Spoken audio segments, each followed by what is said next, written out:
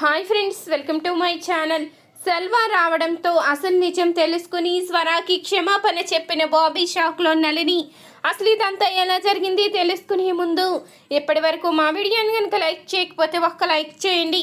మా ఛానల్ని సబ్స్క్రైబ్ చేసుకుని పక్కనే ఉన్న గంట సింబల్పై ఆల్ అని క్లిక్ చేయండి.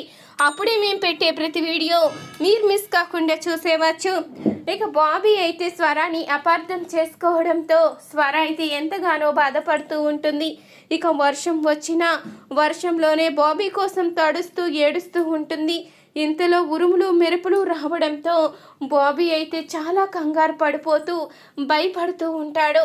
ఇక కైల అయితే బాబీని ఓదారుస్తూ ఉంటుంది. నువ్వు భయపడకు, నీకు నేనున్నాను, నన్ను తలుచుకుంటూ పడుకో అంటూ చెప్పంగానే ఇక బాబీ అయితే నిద్రపోతాడు. ఇంతలో కైలా అయితే వర్షంలో ఆడుకోవడానికి బయటకైతే వస్తుంది. ఇక అది చూసిన నళిని అయితే దీనికి ఇదే కరెక్ట్ అంటూ డోర్ అయితే వేసేయడంతో అమ్మగారు డోర్ తీయండి అమ్మా అంటూ పిలుస్తూ ఉంటుంది. ఇక కైలా అయితే పిలిచిన ఇక నళిని అయితే వినిపించినట్టే వెళ్ళిపోయి తను కూడా హాయిగా నిద్రపోతుంది.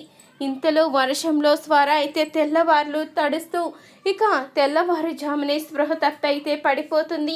అది చూసిన కైల అయితే చాలా కంగారు పడిపోతూ ఉంటుంది. స్వరమ్మ, లేగమ్మా, లేగు, లేగమ్మా అంటూ ఇక పిలుస్తూ ఉండంగానే ఇంతలో బాబీ అయితే బయటికి వస్తాడు. కైల, ఆవిడి మోసగత్త, నువ్వు నమ్మి మోసపోమాక, నువ్వు అక్కడ లేగు అంటూ ఇక బాబీ అయితే కైలాను కూడా లోపలికైతే తీసుకుని వచ్చేస్తాడు. అయినా నువ్వు బయట ఏం చేస్తున్నావు, ఇలా తడిచిపోయి ఉన్నావేంటి అంటూ అనగానే రాత్రంతా బయటే ఉన్నాను అంటూ ఇక చెప్తూ ఉంటుంది కైల. అదేంటి, అమ్మమ్మ నిన్ను బయట పెట్టి డోర్ వేసిందా? అమ్మమ్మ, ఏం చేసావు నువ్వు? కైలాని బయట పెట్టి డోర్ వేయడం ఏంటి అంటూ అడుగుతూ ఉండగా, ఏమో రా బాబీ, నేను చూసుకోలేదురా, మీరు నిద్రపోయారు అనుకున్నాను. నేను చూసేటప్పటికి కైలా నీ రూమ్లోనే ఉంది కదా, అందుకని ఇక నేను తర్వాత పట్టించుకోలేదు. నేను డోర్ వేసుకొచ్చేసాను, తను బయటే ఉండిపోయిందని నాకేం తెలుస్తుంది అంటూ ఇక నళిని అయితే చెప్పంగానే ఆ మాటకి ఇక బాబీ అయితే అంటూ ఉంటాడు, చాలా తప్పు చేసావమ్మమ్మ నువ్వు. తను తెల్లవార్లు బయటే ఉంది, వర్షంలో తడుస్తూ ఉంది, ఎప్పుడూ కూడా నా గురించి ఎంతగానో ఆలోచించేది, నన్ను ఎంతగానో ప్రేమగా చూసుకునేది. అలాంటి కైలాని ఈరోజు నేను పట్టించుకోకుండా హాయిగా నిద్రపోయాను.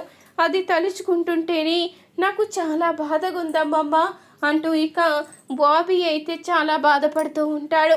ఇంతలో స్పృహ తప్పి పడిపోయిన స్వరాన్ని చూసి అభి అయితే షాక్ అవుతాడు. స్వర, లెగు స్వర, లెగు అంటూ ఇక అభి అయితే కంగారు పడుతూ స్వరానైతే హాస్పిటల్లో అయితే జాయిన్ చేస్తాడు. ఇక బాబీ బాబీ అంటూ తలుచుకుంటూ ఇక కలవరిస్తున్న స్వరాన్ని చూసి డాక్టర్ అయితే చెప్తూ ఉంటాడు, తను దేనికో బాగా డిస్టర్బ్డ్గా ఉంది, తను ఎవరినో తలుచుకుంటుంది.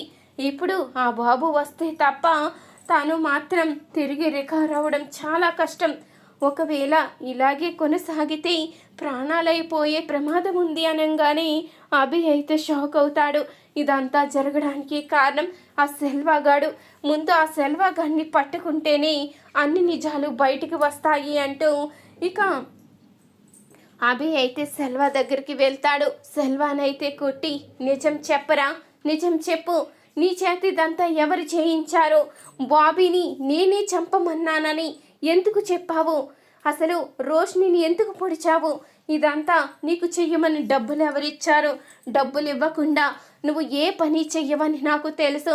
నీకు పెద్ద మొత్తంలో డబ్బులు ఇస్తేనే హత్య చేస్తావని కూడా తెలుసు. నీకు ఇదంతా చేయడానికి డబ్బులు ఎవరిచ్చారు? నిజం చెప్తావా, నా చేతిలో చస్తావా అంటూ ఇక అభి అయితే కొట్టంగానే, నేను నిజం చెప్పేస్తాను, మీరు నన్ను ఏం చేయకండి, ఇదంతా ఝాన్సీ మేడం చేయించారు అంటూ నిజమైతే చెప్పేస్తాడు. బాబీని చంపేస్తే నాకు 20 లక్షలు క్యాష్ ఇస్తానని ఆవిడ చెప్పారు.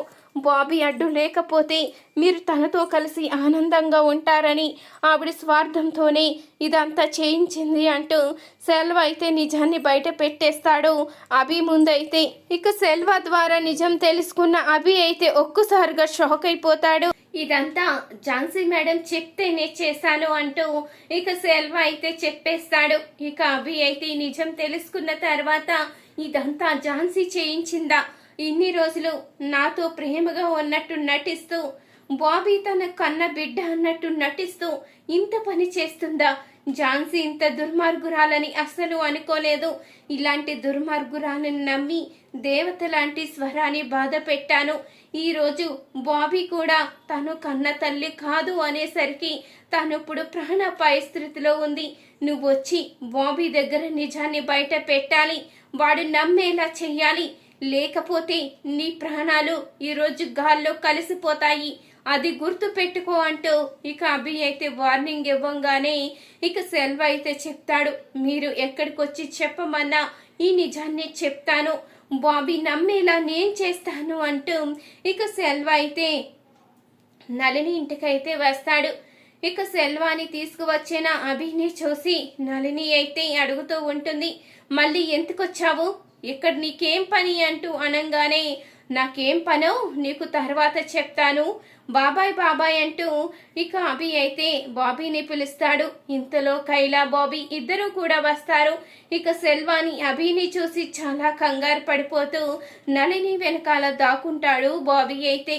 ఇంతలో ఇక సెల్వ అయితే చెప్తూ ఉంటాడు, నన్ను క్షమించు బాబీ, ఆ రోజు నిన్ను చంపమని చెప్పింది ఝాన్సీ, మీ డాడీ కాదు అంటూ అనంగానే నీ చేత అబద్ధం చెప్పిస్తున్నాడా, నీకు ఎన్ని డబ్బులు ఇస్తానన్నాడు అబద్ధం చెప్పినందుకు అంటూ బాబీ అయితే అడుగుతూ ఉంటాడు. లేదు బాబీ, నిజం చెప్తున్నాను, లేకపోతే ఒక్కసారి నా ఫోన్లో ఉంది కాల్ రికార్డింగ్ చూడు అంటూ ఇక సెల్వ అయితే తన ఫోన్లో ఉన్న కాల్ రికార్డింగ్ అయితే బయట పెడతాడు. ఇక ఝాన్సీ మాటలన్నీ వినంగా ఇక ఒక్కసారిగా షాక్ అవుతాడు బాబీ అయితే. అంటే నేను అబ్బాయిని అపార్థం చేసుకున్నానా, మరి నా కన్న తల్లి ఎవరబ్బాయి, రోష్ని అమ్మ లేకపోతే స్వరమ్మ అంటూ అనంగానే నీ కన్న తల్లి స్వరాయేరా, నేను చేసిన పాపిష్టి పని వల్ల తను నీకు దూరం అయిపోయింది, తనకి నువ్వు దూరం అయిపోయావు. ఈరోజు నేను చేసిన తప్పేంటో తెలుసుకున్నాను, నిన్ను నీ కన్న తల్లిని ఒకటి చేస్తాను, అప్పటికైనా ఆ దేవుడు నన్ను క్షమిస్తాడేమో అంటూ ఇక అభి అయితే చెప్తూ ఉండగా నేను కూడా చాలా పెద్ద తప్పు చేశాను, నళిని అమ్మమ్మ మాటలు నమ్మి నిన్ను అసహించుకుని నా కన్న తల్లిని కూడా ఎంతగానో బాధ పెట్టాను అంటూ ఇక బాబీ అయితే నేను ముందు అమ్మని చూడాలి అనంగానే ఇక బాబీనైతే హాస్పిటల్కి తీసుకుని వెళ్తాడు అభి. ఇక హాస్పిటల్కి వెళ్ళిన తర్వాత బాబీ అయితే అమ్మా అమ్మని పిలవంగానే ఇక ఆ పిలుపుకి స్వర అయితే ఒక్కసారిగా స్పృహలోకి వస్తుంది. బాబీ బాబీ అంటూ ఇక బాబీని కౌగిలించుకుని ముద్దులైతే పెట్టుకుంటుంది. నువ్వు నన్ను అమ్మ అని పిలిచావా, ఇంకొకసారి పిలువు బాబీ అంటూ అనంగానే అమ్మా అంటూ మళ్ళీ పిలుస్తాడు బాబీ అయితే. ఆ పిలుపుకి ఇక స్వర అయితే ఎంతగానో ఆనందపడిపోతూ ఉంటుంది. ఇంతలో డాక్టర్స్ అయితే వస్తారు. చెప్పాను కదా సార్, తనకి ఏకైక మెడిసిన్ తన కొడుకే అని. చూసారా, తన కొడుకు రాగానే తనలో ఓపిక లేకపోయినా లెగిసి కూర్చుంది, తనిప్పుడు నార్మల్ అయింది అంటే కేవలం బాబీ కారణంగానే, తన ప్రేమ కారణంగానే అంటూ డాక్టర్స్ అయితే చెప్తారు. ఇంతలో బాబీ అయితే నన్ను క్షమించమ్మా, నేను నిజ నిజాలు తెలుసుకోకుండా నిన్ను అనరాని మాటలన్నీ అన్నాను, నిన్ను ఎంతగానో బాధ పెట్టాను, నువ్వు బాధపడేలా చేశాను, నేను చాలా పెద్ద తప్పు చేశానమ్మా, నేను చాలా పెద్ద తప్పు చేశాను, నన్ను నీ కోపం తీరేదాకా కొట్టు అంటూ ఇక బాబీ అనంగానే లేదు బాబీ, నువ్వు నా ప్రాణం, నువ్వు తెలియక తప్పు చేసావు తప్ప తెలిసి ఏ తప్పు చెయ్యవురా, నిన్ను నేనెందుకు కొట్టుకుంటాను, నిన్ను ఎప్పటికీ దూరం చేసుకోను. నువ్వు నన్ను అమ్మా అని పిలిచే పిలుపు చాలు. ఈ జన్మకి నాకు ఇంక ఎలాంటి వరం అవసరం లేదు అంటూ ఇక బాబీని దగ్గరికి తీసుకుంటుంది స్వర. ఇదంతా చూసిన నళిని అయితే షాక్లో ఉండిపోతుంది. నేను ఎంత పగడ్బందీగా ప్లాన్ చేశాను, అంతా రివర్స్ అయిపోయింది. ఇప్పుడు నా కూతురు బతుకేంటి, నా రోషిని ఎలా కోలుకుంటుంది, ఇప్పుడు నేను ఏం చెయ్యాలి అంటూ నళిని అయితే షాక్లో ఉండిపోతుంది. చూసారు కదా ఫ్రెండ్స్, రాబోయే కథలో ఖచ్చితంగా ఇలాగే జరగబోతుంది. ఇలాగే జరగాలి అనుకునేవారు మా వీడియోని తప్పకుండా ఒక లైక్ చేయండి. మా ఛానల్ని సబ్స్క్రైబ్ చేసుకుని పక్కనే ఉన్న గంట సింబలుపై ఆల్ అని క్లిక్ చేయండి. అప్పుడే మేము పెట్టే ప్రతి వీడియో మీరు మిస్ కాకుండా చూసేవచ్చు.